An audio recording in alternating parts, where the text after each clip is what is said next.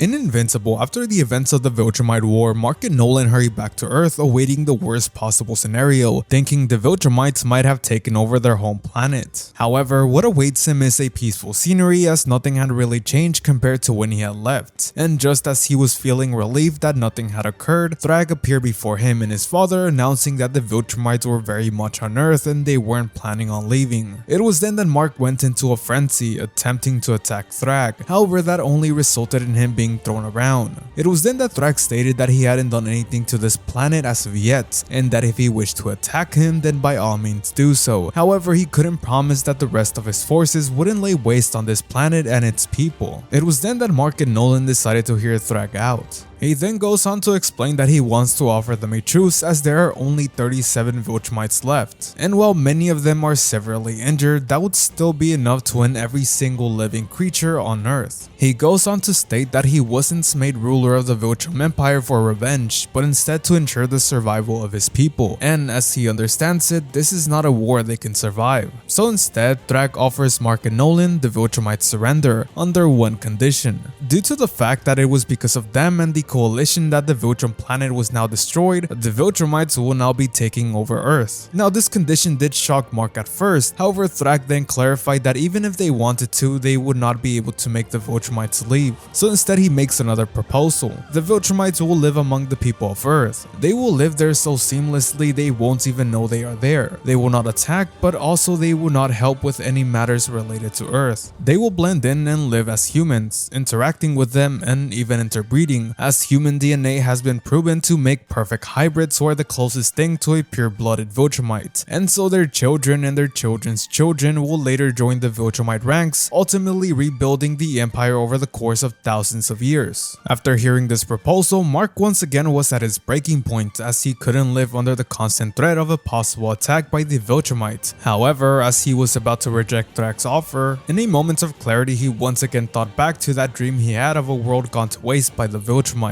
Ultimately, he answered with yes to Thrag's offer, officially putting the Viltrumite War on hold for the foreseeable future.